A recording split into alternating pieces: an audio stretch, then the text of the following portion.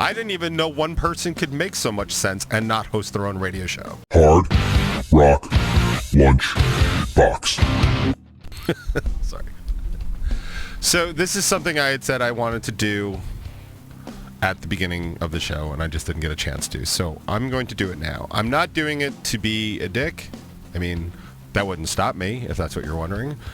But it is something that I think is relatively important to bring up, to bring into focus, especially to people that listen to me on this show on a regular basis. And like I said, like, I'm not trying to make anybody think any particular way.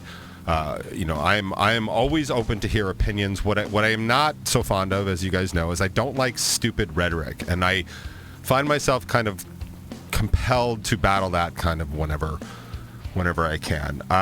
Just to give a little bit of context about what I'm going to talk about, there is, I would imagine everybody within the sound of my voice have heard something either plus or minus about stuff like critical race theory, some of the don't say gay stuff. What this all is this is attacks from the right, very conservative people. I'm trying not to be like political or ideological, but these are attacks from the right, basically trying to protect their whiteness, if that makes any sense, right? So stuff like critical race theory, just to simplify it for you, is kind of like things wouldn't exist the way they are now if race hadn't played a factor in them before, and if race, didn't continue to play a factor. And that's stuff like, yes, slavery can be kind of included in that, but and other architects are architectural landmarks of systemic racism, even stuff like redlining, where that's the practice of not bringing African American people to certain neighborhoods because those neighborhoods don't want them in it, that kind of stuff.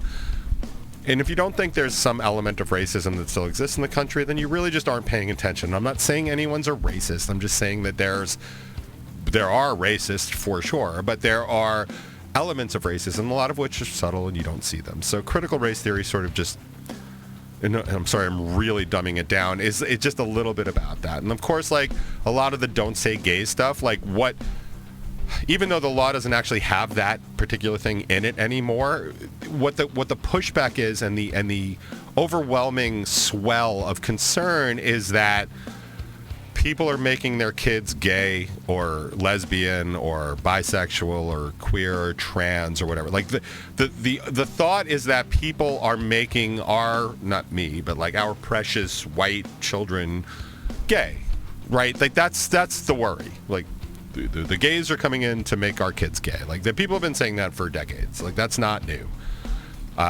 Mexicans are coming in to take our jobs, earlier on, it was like African Americans, and that wasn't the word they used, are coming to take our white women. Like these are things that have been going on for years. Like I'm not making them up. And if this is the first time you're hearing something like that, like you need to get out more.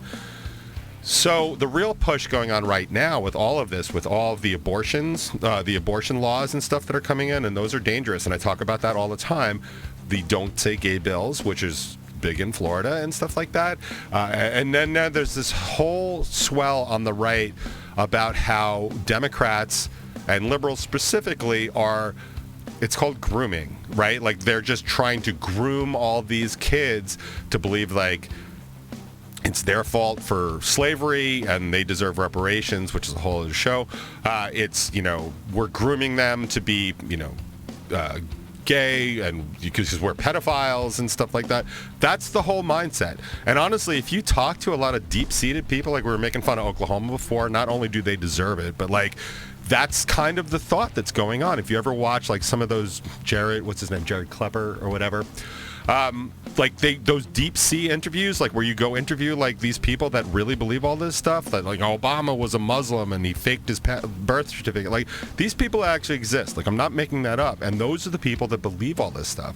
And for whatever reason, those are the people that are in the majority in a lot of these red states, a lot of these flyover states. Like that's a big deal to them.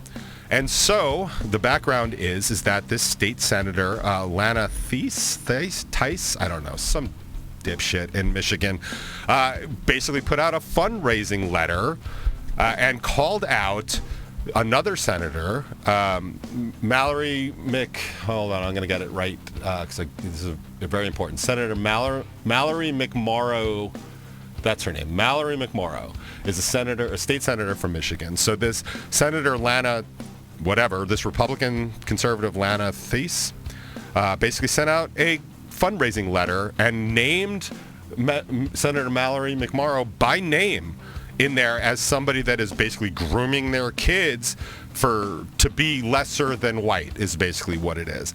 And what happened is that Senator McMorrow didn't want to take that kind of shit. And I thought, in a wonderfully fantastic speech, I guess at the Capitol in Michigan, laid out everything that was wrong with it, laid out what the problems are, and in my opinion, gave a blueprint, a direct blueprint for how to deal with this level of stupidity coming from the right. And again, this is not ideological, other than this shit is coming from the right, and the left kind of needs to answer it, because not answering stupid tends to just sort of allow it to grow. And that has been a huge problem in this country. It's the number one reason I even bother explaining half of this stuff or argue these things on social media, because the absence of counter information to that could let people start to believe some of it, and it's really not true. So I pulled the entire 4-minute and 45-second speech so I could play it for you, and we can break it up and we could talk about it and stuff like that on the way. So feel free to hop up here in the chat at 99 WNRR, and we'll break it down like a song. But this is really important, and I urge you to listen because it's important. Did I mention it was important? All right. Here's Senator Mallory McMorrow from Michigan. Thank you, Mr. President. I didn't expect to wake up yesterday to the news that the senator from the 22nd District had overnight accused me by name of grooming and sexualizing children in an email fundraising for herself. So I sat on it for a while wondering, why me? And then I realized, because I am the biggest threat to your hollow, hateful scheme. Because you can't claim that you are targeting marginalized kids in the name of, quote, parental rights if another parent is standing up to say no. So then what? Then you dehumanize and marginalize me. Okay. What's important about that is everybody knows the phrase attack ads. Like, those attack ads are real, and they really do work around elections, but now it's becoming just sort of pervasive and permanent in our society because people are constantly demonizing each other. It's why I don't think it's a good idea when the left demonizes the right either. I think it's silly. I used to say that about when Trump was in office. Like, there's really no reason to not like something just because he's Trump. There's plenty of reasons to not like stuff that he's doing for the stuff that he's doing. Same is true on the left. There's a lot of stuff that goes on the left that I don't like. You don't have to demonize the policy. And this is kind of what she's talking about, because they're ginning up like support and money because they're saying basically the boogeyman is coming to get you. And this Lana chick basically called out the wrong boogeyman, and McMorrow has had it. So here's some more. You say that I'm one of them. You say she's a groomer. She supports pedophilia. She wants children to believe that they were responsible for slavery and to feel bad about themselves because they're white. Well, here's a little bit of background about who I really am. Growing up, my family was very active in our church. I sang in the choir. My mom taught CCD. One day, our priest called a meeting with my mom and told her that she was not living up to the church's expectations and that she was disappointing. My mom asked why. Among other reasons, she was told it was because she was divorced and because the priest didn't see her at Mass every Sunday. So I want you to listen really carefully about what she says next. This is super important and comes up all the time. Where was my mom on Sundays? She was at the soup kitchen with me. My mom taught me at a very young age that Christianity and faith was about being part of a community, about recognizing our privilege and blessings and doing what we can to be of service to others, especially people who are marginalized, targeted, and who had less often unfairly. I learned that service was far more important than performative nonsense like being seen in the same pew every Sunday or writing Christian in your Twitter bio and using that as a shield to target and marginalize already marginalized people. I cannot even begin to explain how goddamn important that is and how important it is to me specifically. I have been screaming from the rooftops for decades about what it is to actually be a good Christian. It has exactly dick to do with being seen in church and telling other peoples that you are one. There is a very definite way to be a good Christian, and I assure you it is not attacking your fellow senators and lying about them. And personally, I cannot wait till these people meet the big man upstairs and find that out, because it's going to be one of those, I'm sorry kind of moments, and hopefully I will be there to witness it, because if I can get a seat at the gates of heaven to watch this go down every single time one of these dipshits tries to get in, man, I will be laughing my ass off. But she's not even done yet, man. She's got a lot more to say. I also stand on the shoulders of people like Father Ted Hesburgh, the longtime president of the University of Notre Dame, who was active in the civil rights movement, who recognized his power and privilege as a white man, a faith leader, and the head of an influential and well-respected institution, and who saw black people in this country being targeted and discriminated against and beaten, and reached out to lock arms with Dr. Martin Luther King Jr. when he was alive, when it was unpopular and risky, and marching Sounds like a good Christian to me. alongside them to say, "We've got you," to offer protection and service and allyship to try to right the wrongs and fix injustice in the world. So who am I? I am a straight, white, Christian, married, suburban mom who knows that the very notion that learning about slavery or redlining or systemic racism somehow means that children are being taught to feel bad or hate themselves because they are white is absolute nonsense.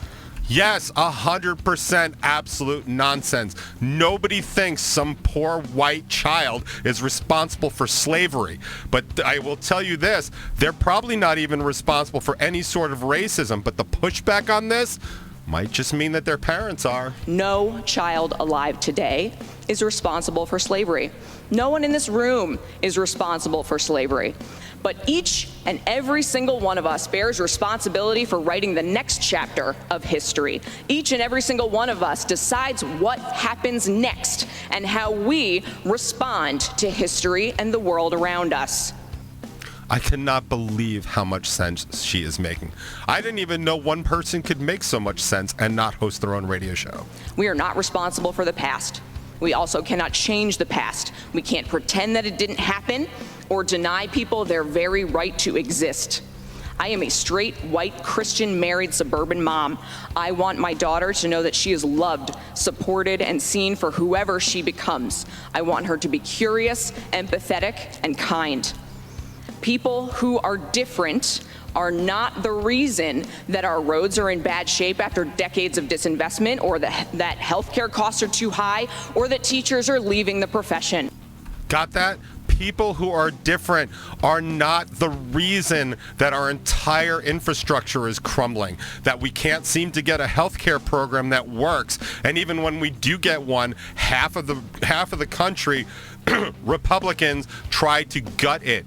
This is not the responsibility of people that are different. People that are different add to the color, literally and figuratively, of our existence. These are the free thinkers. These are the people that advance us forward, not the Morlocks that belong in those coal mines that they want to work in so bad. Those are the people that are ruining everything, that don't want to invest in anything but themselves. Those are the people that are like America first, but not Americans first. Fuck them. I want every child in this state to feel seen, heard, and supported, not marginalized and targeted because they are not straight, white, and Christian. Hear that? People are being marginalized because they're not straight, white, and Christian. Do you know anybody like that? I know a lot of people like that. People that are definitely being marginalized for not being, I don't know, what the cereal box says they should be. I mean, that's ridiculous. This, you know what it says on the Statue of Liberty? It does not say, give me your white, straight, and Christian masses. I assure you. We cannot let hateful people tell you otherwise, to scapegoat and deflect from the fact that they are not doing anything to fix the real issues that impact people's lives. Right. The people that are bitching about this, complaining about stuff like abortion and that like teachers shouldn't say gay, you know what they're not fixing? Actual issues, things that are actually wrong. There is a goddamn war going on in Eastern Europe, and this is what's important. Like making up that people are grooming kids to be something like it's beyond stupid and beyond ridiculous. And I just appreciate how mad she's getting, because I'm getting mad too. And I know that hate will only win if people like me stand by and let it happen. So I want to be very clear right now. Call me whatever you want. I hope you brought in a few dollars. I hope it made you sleep good last night. I know who I am. I know what faith and service means and what it calls for in this moment. We will not let hate win. And that's really the message I want to impart to all my listeners this week, that there actually are politicians that can articulate this. Didn't sound to me like she was pandering to anybody other than what's right, what's moral, and what's good. And I think anybody that listens to that would have to agree with her, or they're a hypocrite, or they're just an asshole. And honestly, we don't need any more assholes. There's plenty of them. Roughly 40% of the country, maybe even 47% of the country could fit into that barrel. And I personally have had enough of it. I am so happy that the mask mandate got taken down, because all I really want is all these people to start breathing in their own air, all their COVID farts or whatever it is they like doing on the weekends, and just slowly dying off and taking their stupid lineage with them, because we have had plenty of it. It's enough already. Stop wedging your stupid social issues against the rest of us. We have real problems that real people are trying to solve, and all you're doing is getting in the way. And now I have to have some Deftones.